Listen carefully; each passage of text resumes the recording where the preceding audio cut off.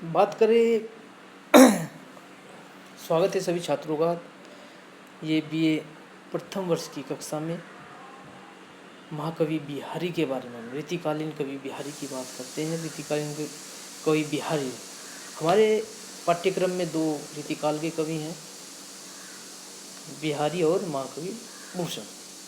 बात करें बिहारी संगारिक कवि थे। बिहारीलाल हिंदी साहित्य के प्रमुख कवि के रूप में जाने जाते हैं। अपने काव्यगत रचना के कारण वे जगत में विख्यात हैं।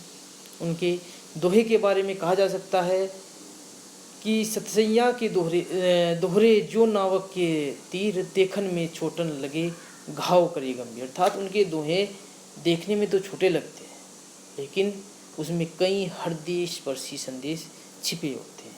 इन्हें घाघर में सागर भी कहा जाता है, यानी बहुत विशाल। इन्होंने 713 दोहों की रचना की, और जो बिहारी सतसई के नाम से, सतसई का मतलब है 700।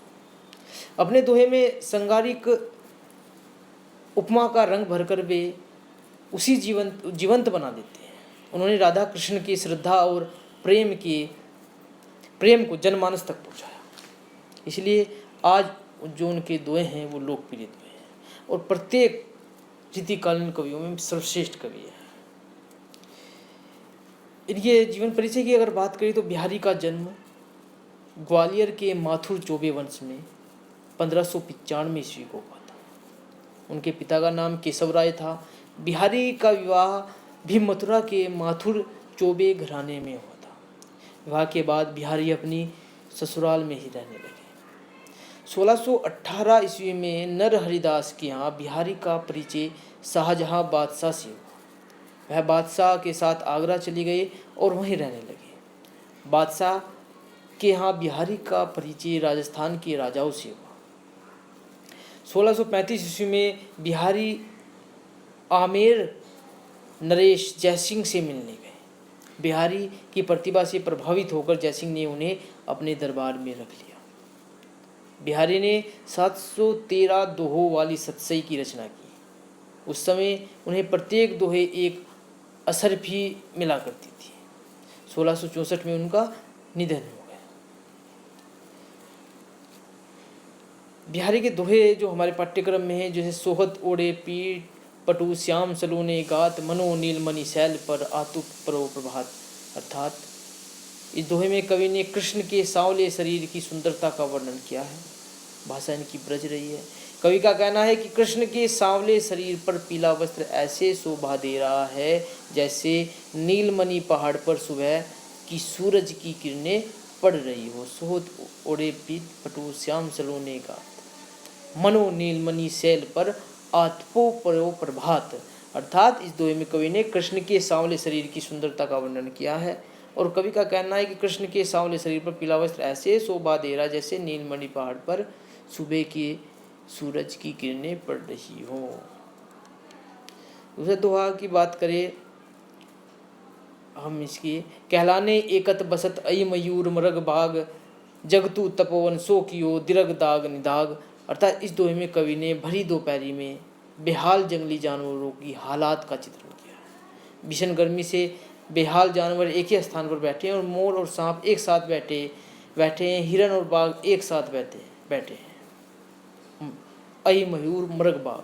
कवि को लगता है कि गर्मी के कारण जंगल किसी तपोवन की तरह हो गया है। जैसे तपोवन में विभिन्न इंसान आपसी द्वेषों को भुलाकर एक साथ बैठते हैं, उसी तरह गर्मी से बेहाल पशु भी आपसी द्वेषों को भुलाकर एक साथ बैठते हैं। बतरत लालच, जो हमारे पाठ्यक्रम में, बतरत लालच लाल की मुरली धरी लुकाए सोह करे भोनु हंसे देन कहे नटी जाए। अर्थात इस दोहे में कवि ने गोपियों द्वारा कृष्ण की बांसुरी चुराए जाने का वर्णन किया है। गोपी ने कृष्ण की मुरली इसलिए छुपा दी है ताकि इसी बहाने उन्हें कृष्ण से बात करने का मौका मिल जाए। साथ में जो गोपियां हैं वे कृष्ण के सामने नखरे भी दिखा रही हैं और अपने मुँह से उनकी कसमें भी खा रही हैं, लेकिन उनके मुंह से ना ही नहीं निकला है। नंबर 4 की अगर हम बात करें दोहे की, इनकी, बैठी रही अति सगन बन बैठी सदन तन महा देखी दोपहरी जेठ की छाओ चाहती छां। अर्थात इस दोहे में कवि ने जेठ महीने की गर्मी का चित्रण किया है। जेठ की गर्मी इतनी तेज होती है कि छाया भी छां ढूंढने लगती है। ऐसी गर्मी में छाया भी कहीं नज़र नहीं आती। वह या तो कहीं घने जंगल में बैठी होती है या किसी घर के अंदर। कागज पर लिखत ना बनत, कहत संदेशो लजात, कहिए सब उतेरो मयो मेरे ही की बात। अर्थात इस दोहे में कवि ने नायिका की मनस्थिति का चित्रण किया है, जो अपनी प्रेमी के लिए संदेश भेजना चाहती है। नायिका इतना लंबा संदेश भेजना है कि वह कागज पर समा नहीं पाएगा, लेकिन अपने संदेश वाहक के सामने वह सब कहने में शर्म में आ रही है। नायिका संदेश वाहक से कहती है कि तुम मेरे अत्यंत करीबी हो, इसलिए अपने दिल से तुम मेरे दिल की बात कह देना। फिर हमारा 5वां 13वां भी है, शायद 13 तो है। यह अंग अंग नग जगमगत दीप सिखासी देह, दिया बढ़ाए हुर दयो बड़ो उजियारोगे। नायिका का प्रत्येक अंग रत्न की भांति जगमगा रहा है। उनका तन दीपक की शिखा की भांति चिलमिलाता है, अतः दिया बुझा देने पर उनके घर में उजाला बना रहता है। ये बिहारी के कुछ दोहे हैं। एक दो दोहे जो इसके रह जाएंगे मैं दोबारा अगली वीडियो में आपको पढ़ाऊँगा।